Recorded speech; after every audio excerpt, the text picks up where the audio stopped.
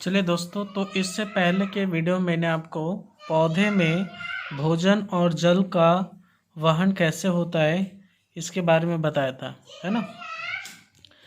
और हमारा next topic है मानव उत्सर्जन तंत्र, है ना। मानव उत्सर्जन तंत्र। तो यहाँ पर उत्सर्जन शब्द का क्या अर्थ है ना। उत्सर्जन का अर्थ होता है त्याग करना। क्या करना? त्याग करना। ठीक है।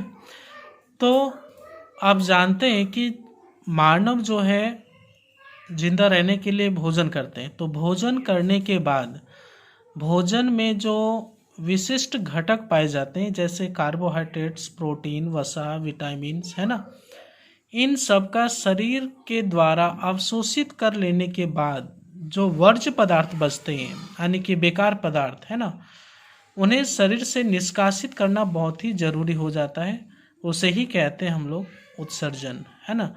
तो उत्सर्जन की परिभाषा ऐसे बता सकते हैं कि ऐसी प्रक्रिया जिसमें मानव अपने वर्ज्य पदार्थ को बाहर निकालते हैं, उस क्रिया को उत्सर्जन कहते हैं। ठीक है। तो यहाँ पर मानव उत्सर्जन तंत्र का एक चित्र मैंने बनाया हुआ है, वो देखिए, है ना।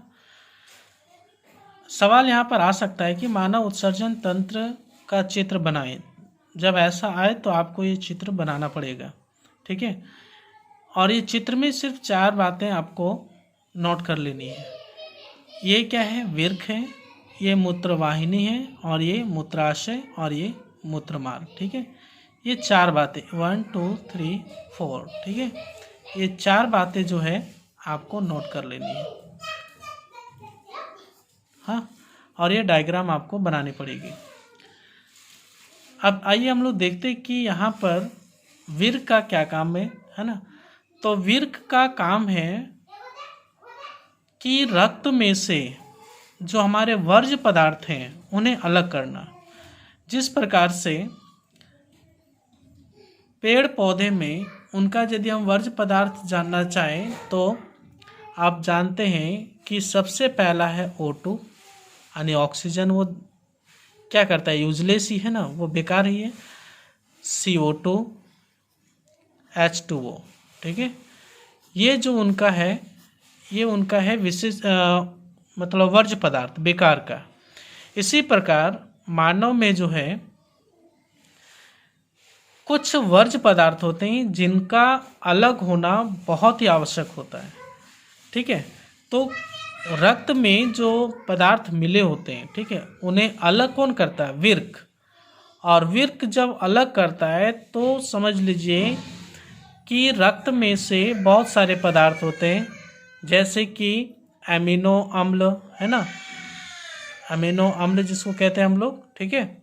इसके बाद है फिर आपका लवण, जल। ठीक है। ये सारे पदार्थ को अलग करता है। तो रक्त में से जो मूत्र है, जो नाइट्रोजनी पदार्थ है, ठीक है, नाइट्रोजनी पदार्थ में यूरिया आता है और यूरिक एसिड आता है। ठीक है। तो ऐसे पदार्थ का हमारे शरीर में रहना लाभदायक नहीं है, उन्हें शरीर से बाहर निकालना अति आवश्यक है। ठीक है। तो यहाँ पर विर्क जो है मूत्र को छानने का काम करता है। तो छानने का काम किस प्रकार से करता है ये भी बात जान लीजिए आप। यहाँ पर देखिए मैंने एक शब्द लिखा हुआ है विर्काणु। जैसे मैं एक बात बता रहा हूँ कि विर्क के अंदर जो है एक विर्काणु होता है। ठीक है। विर्काणु की परिभाषा में लिखा है कि विर्क की संरचनात्मक और कार्यात्मक इकाई को विर्काणु कहते हैं। ठीक है। विर्क की संरचनात्मक और कार्यात्मक इकाई को क्या कहते हैं? विर्काणु। ठीक है। इसके बाद हम सीखेंगे मूत्र का निर्माण। ठीक है। लेकिन यदि आपको सवाल पूछा जाए कि मानव उत्सर्जन तंत्र में सबसे महत्वपूर्ण अंग कौन सा है, तो आपका जवाब होना चाहिए विर्क। ठीक है। विर्क जो है महत्वपूर्ण अंग है मानव उत्सर्जन तंत्र का।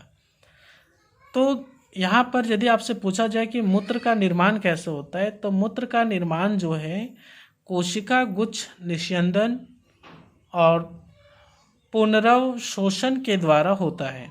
ठीक है। ये 2 चीज़ें यहाँ पर अभी हम लोग समझेंगे। दूसरी बात कि मूत्र में जो है 90% भाग जल होता है। 10% ही होता है जो नाइट्रोजनी पदार्थ होते हैं, और नाइट्रोजनी पदार्थ में यूरिया, यूरिक एसिड, ठीक है, ये होते हैं। बाकी 90% भाग क्या होता है, जल होता है। तो यहाँ पर मैंने अभी अधूरा छोड़ा है कि यहाँ इससे पहले आपको समझना है विर्क के अंदर जो विर्काणु होता है वो किस प्रकार से कार्य करता है, किस तरह से कार्यरत होता है, ठीक है।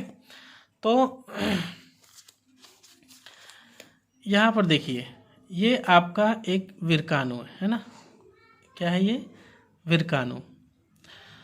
यहाँ पर ये जो है, यहाँ देख रहे हैं कोशिका गुच्छ है ना, ये कोशिका गुच्छ, ये विर्क धमनी की शाखा, इधर से जो भी पदार्थ आते हैं, जैसे रक्त में मिला हुआ जो भी पदार्थ आता है, ठीक है, यहाँ पर ये जो कोशिका गुच्छ है ये उन्हें छानने का काम करती है। छानने में क्या क्या छनेगी, जैसे रक्त में से ग्लूकोज है ना, अमीनो अम्ल है, लवण है और जल, इनका यहाँ पर क्या होता है, छनन। छनन के बाद वो सारे पदार्थ जो है आगे की ओर इस नली में आता है, और इस नली में आने के बाद ये जो संग्रहक वाहिनी होती है यहाँ पर संग्रह होता है, और संग्रह होने के बाद हमारे शरीर के द्वारा पुनः उसका पुनरावशोषण, जिसको हम कहते हैं, पुनरावशोषण हो जाता है, ठीक है, और बच क्या जाता है, मूत्र। समझ में आ रहा है आपको। ये जो हमारे विर्काणु है, ये विर्काणु किसके अंदर होता है, किडनी के अंदर, ठीक है, विर्क के अंदर ऐसी रचनाएं होती हैं। तो ब्लड में से जो भी पदार्थ आ रहे हैं, तो क्या क्या आ रहा है ब्लड के साथ, तो ग्लूकोज है, अमीनो अम्ल है, लवण है और जल है। ये सभी जब यहाँ पर आता है तो ये कोशिका गुच्छ के द्वारा छनता है, और छनने के बाद ये हमारे शरीर के अंदर जाता है। समझ आ रहा है आपको। ये जब शरीर के अंदर जाता है तो ये संग्रहक वाहिका में जब संग्रह होता है तो इसका हमारे शरीर के द्वारा पुनः इसका उपयोग में ले लिया जाता है। इसलिए हम कहते हैं यहाँ पर पुनरावशोषण, शरीर में पुनरावशोषण, ठीक है। अब यहाँ पर क्या होता है कि जब सारी चीज़ें अवशोषित हो गया तो अब क्या बचा, नाइट्रोजनी पदार्थ बचा। तो नाइट्रोजनी पदार्थ में क्या है, यूरिया है और यूरिक एसिड है, और ये हमारे बॉडी के लिए बहुत ही खतरनाक होता है, ठीक है। क्या होता है, बहुत ही खतरनाक। जैसे देखिए यहाँ पर लिखा भी हुआ है कि प्रारंभिक निष्यादन में कुछ पदार्थ जैसे ग्लूकोज, अमीनो अम्ल, लवण और प्रचुर मात्रा में जल रहते हैं। जैसे जैसे मूत्र इस नलिका में प्रवेश होता है इन पदार्थों का चयनित पुनरावशोषण हो जाता है। सही है, मैंने बताया कि जैसे जैसे यहाँ पर ब्लड आता है, ब्लड के साथ ये सारे जो पदार्थ होते हैं इनका पुनरावशोषण हो जाता है, और जो हमारा मूत्र बचता है वो मूत्र वाहिनी के द्वारा मूत्राशय में जाकर जमा हो जाता है, ठीक है। तो यहाँ पर देखिए, तथा कितना विलेय वर्ज्य उत्सर्जन करना पर निर्भर करता है। प्रत्येक वृक्क में बनने वाला मूत्र एक लंबी नलिका मूत्रवाहिनी में प्रवेश करता है जो वृक्क के मूत्राशय से जुड़ती है, ठीक है। यानी जो चीज़ आपको मैं बताने जा रहा था, तो जब हमारे शरीर में सारे पदार्थ का पूर्ण अवशोषण हो गया तो क्या बच गया, यहाँ पर नाइट्रोजनी पदार्थ, ठीक है।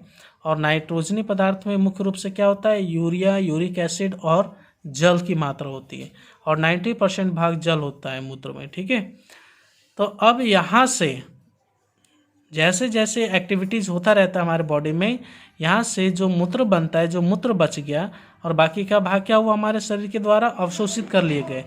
तो ये मूत्रवाहिनी द्वारा कहाँ पर जमा हो जाता है, मूत्राशय में, ठीक है। और मूत्राशय में जब जमा हो जाता है तो जब ये जो भाग है ब्लडर, ये ब्लडर कह सकते हैं, ये जो भाग है जब ये भर जाता है पूरी तरह से, तो भर जाने के बाद एक प्रेशर आता है, और प्रेशर के द्वारा जो है मूत्र मार्ग के द्वारा ये हमारे शरीर से बाहर निकल जाता है, ठीक है।